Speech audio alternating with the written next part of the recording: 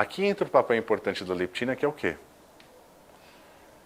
É a sua sensibilidade em resposta às mudanças na variação de peso, sendo assimétricas.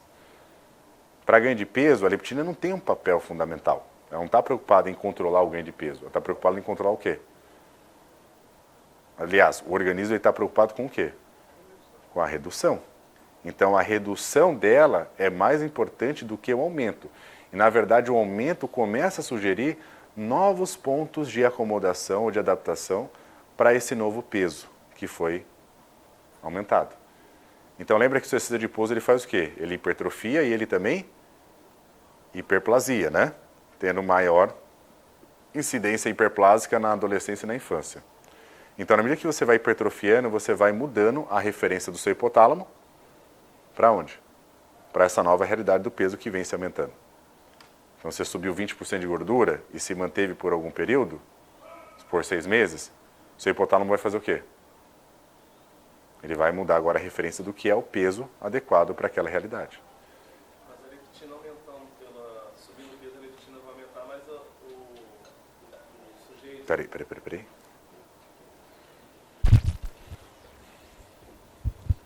A leptina ela vai aumentar de acordo com o aumento também do tecido adiposo. Perfeito. Mas o sujeito obeso ele é menos sensível à leptina também, né? Sim, só que essa redução da sensibilidade, ela vem depois que a obesidade chega. Então, esse que é o grande ponto de discussão. Uma hiperleptinemia nem sempre na obesidade está associada a uma resistência a ela. E nem ela, né, explicaria o ganho de peso, certo? Porque essa sensibilidade reduzida ou até mesmo a própria resistência acontece... Xixi nos Espartacus, gladiadores, acontece depois, né? Então ela vai acontecer depois. E aí eu posso justificar em partes desse processo como sendo um dos fatores mantenedores do peso mais alto. Já que a sensibilidade reduzida, ela vai favorecer com que o indivíduo tenha, o hipotálamo tenha uma sinalização bem menos suficiente ou sofisticada dessa leptina. O que vai, né, dando um sinal falso. Ou seja, tem 10 de leptina, mas ele só está recebendo 5. Certo? Aí isso pode ser colaborado como um elemento de manutenção. Mas até chegar nesse prejuízo de sinalização, demora. Aí passa por todos aqueles processos que envolvem processos inflamatórios, excesso da atividade de leptina, down regulation receptor, down regulation de fosforilação dos intermediários nos receptores. Certo? Seria mais nesse sentido. Esse é um ponto importante em relação aos efeitos da leptina nesse aspecto. E aí, gente, associado a algum desses elementos, temos algumas condições clínicas e crônicas importantes também, que claramente estão associadas ao quê? Ao fator genético e também aos padrões alimentares e à condição, né, de peso do sujeito. E aí entra a famosa síndrome metabólica. Vocês lembram o que é?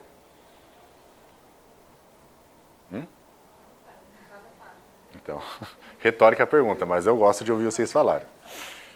O que é a síndrome metabólica? São alterações metabólicas que compreendem desfechos clinicamente patológicos, né? Ou desfechos clinicamente relevantes. E quais são os critérios para compreender a síndrome metabólica? Falar, o paciente tem síndrome metabólica. Quais são os critérios?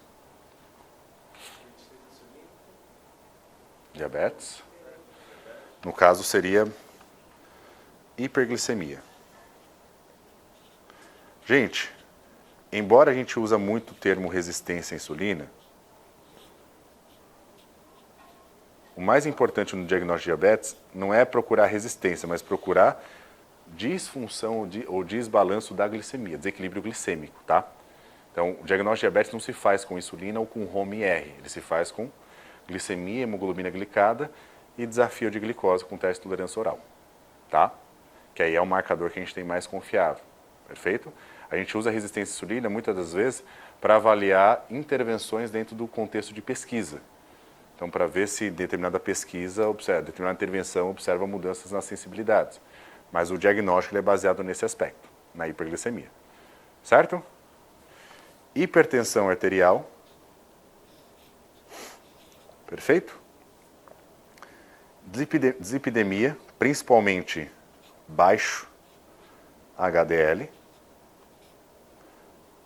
alto triglicérides. E o que está faltando aqui? Circunferência abdominal, certo? Que aí compreende uma associação da gordura visceral. Perfeito?